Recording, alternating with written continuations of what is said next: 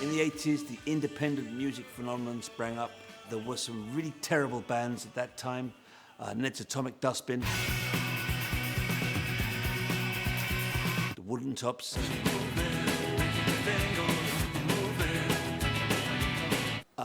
and that other one. Manchester had exploded with really interesting bands, the Stone Roses, Happy Mondays, and New Order, who actually came before.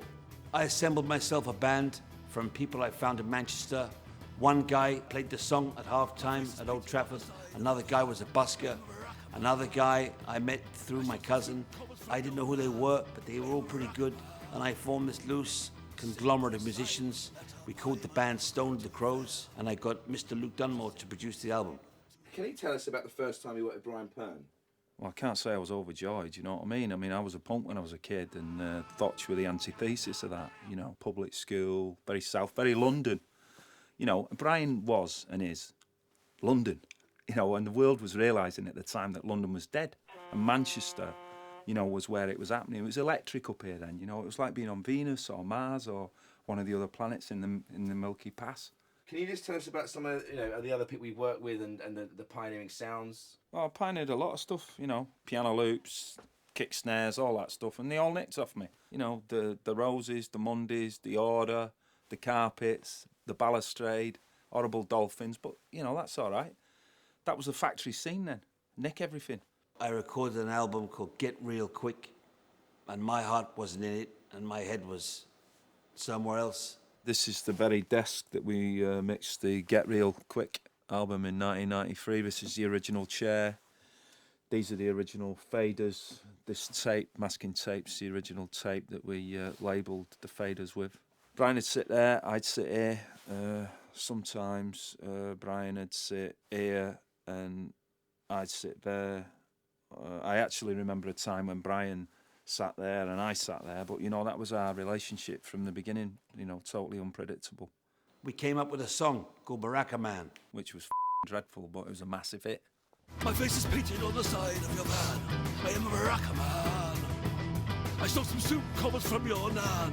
I am a maracca man. What are you doing?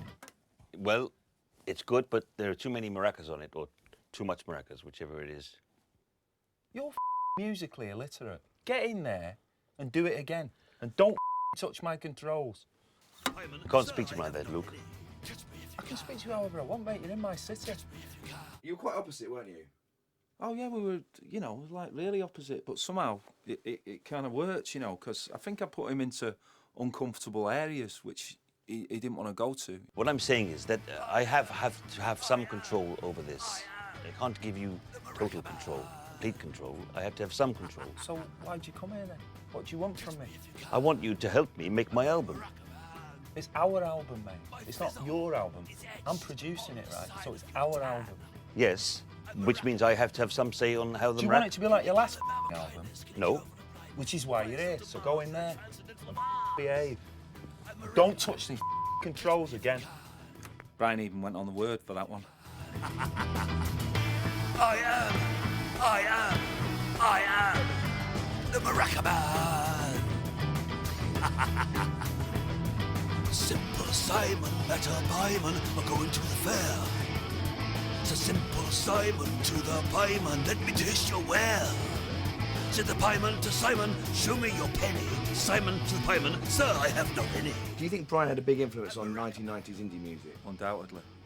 You know, they'd never admit it, but without Brian, there'd be no Oasis, no Blur, no Mondays, no Top Loader, no Ocean Colour Scene, no BDI, no Shed 7. He's got a lot to answer for.